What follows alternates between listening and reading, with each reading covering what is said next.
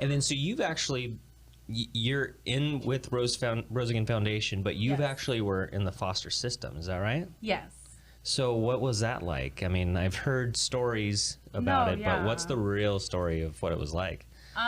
Honestly, it's really frustrating when you're like in the system, when, you know, there's social workers making decisions for you, the teachers, the counselors, and it almost feels like sometimes you don't have a voice. You just kind of have to do what you're told to do because you can't really like say anything about it because you're still a minor, even though you have like, you know, if there's a situation where you think it'll be best for you, even if you try to advocate for yourself, it kind of always leads up to the social worker. Social workers are the ones who have the most power over foster parents, over anything else. So they're like the final decision maker of like your life choices. Wow. Yeah. And so just, you know, from being on the outside, you know, I didn't go through that situation, but I've just heard some stories where it's pretty rough sometimes. I mean, sometimes there's a lot of good things that happen through the foster system, and then Right. sometimes there's not so much. What was your experience like? Was it a positive one, or?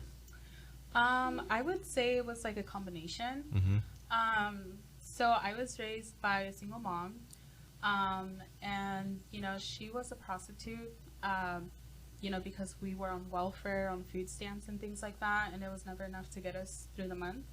So my mom was a prostitute, and me being the oldest, I would have to watch my little brothers and sisters. And because of such a high traffic of, you know, men coming in and out of my house constantly, I always had to protect my siblings. Wow. Even at night, like I would be the one that would stay up late and just to make sure like no one would, you know, touch my siblings. And if I were to come into that situation, even as like 5 years old, I would make sure I'm the first one to grab Wow. because I didn't want that happening to my siblings. How many siblings do you have? I have three. So I have a sister and two brothers.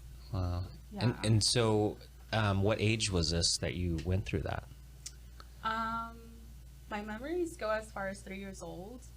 And then my mom started trading me when I was like around 7 to her first boyfriend. And it was just like downhill from there. Wow. And just in and out of the system.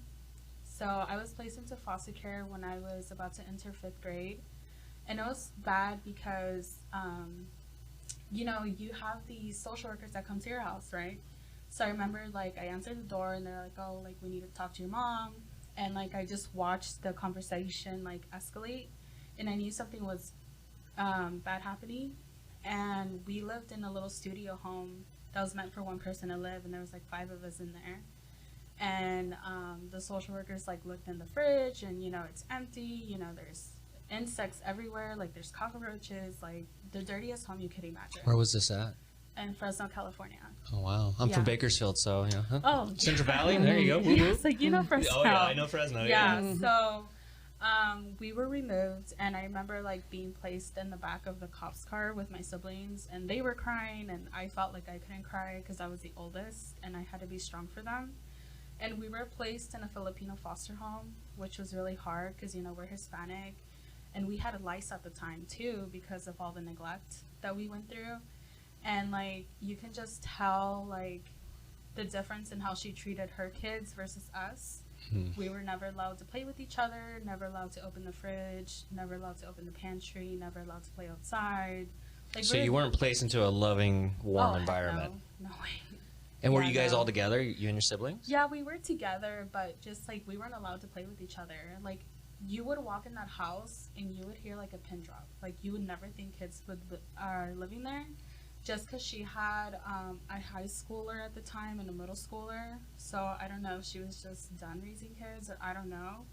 But you can tell, like, she was just doing it for the money. 100%.